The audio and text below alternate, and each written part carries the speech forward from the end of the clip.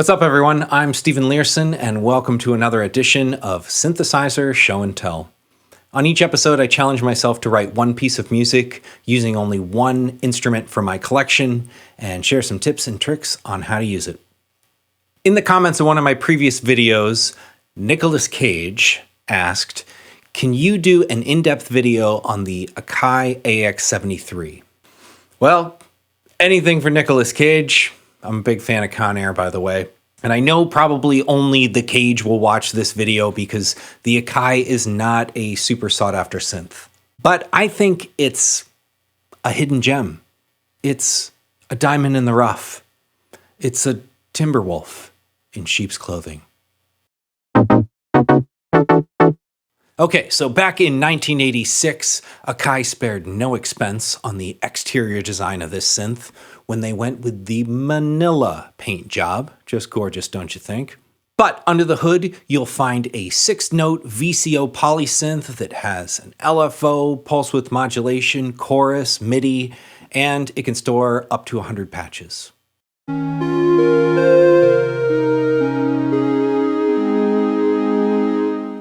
That very same year, Akai also released the AX-60, which is very similar. Here are some different features to note. The AX-60 has an arpeggiator.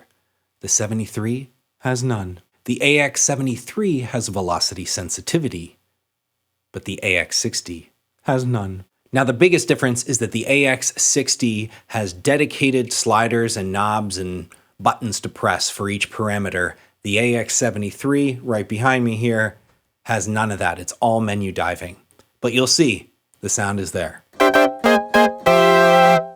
The AX-73 also comes packed with factory presets such as the Harp, Stabs, and Stringz. But that's kind of boring.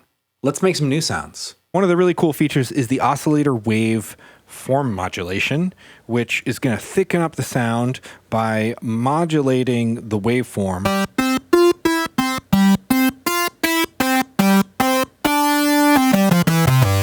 Turn it all the way up to 100. I've got the res up, cranked up about halfway.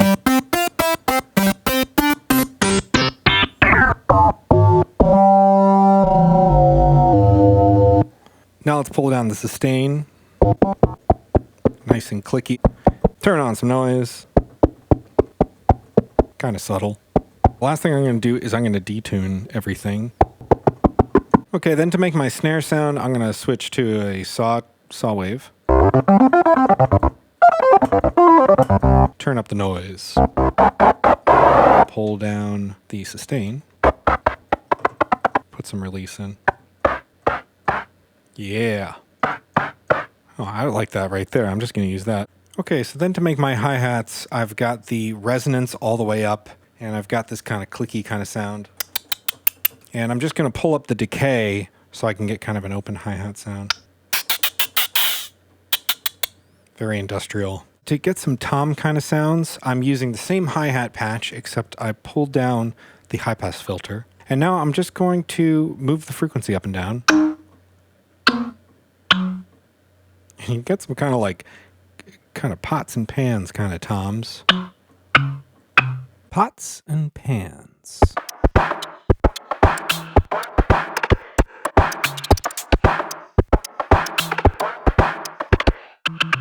One thing about this synth is they did not skimp on the low end. The bass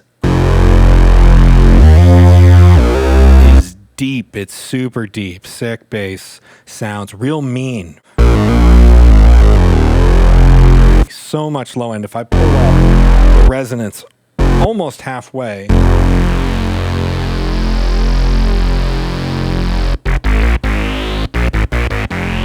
you hear some of it drop away, but it is still there.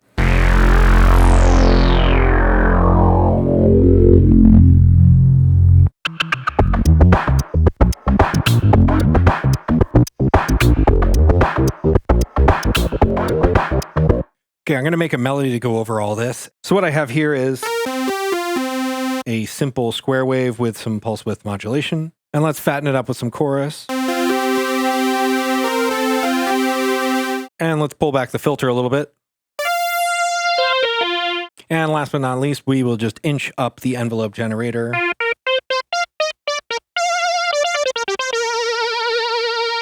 Little attacky thwacky sound. Those stabs are just super sweet.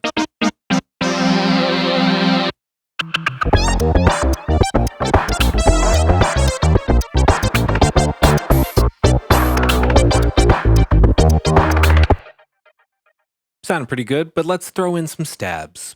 Stabby stabs.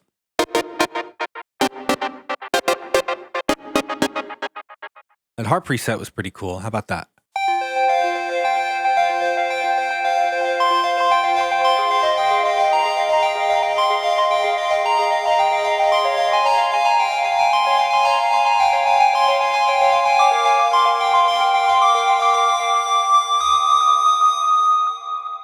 And some strings.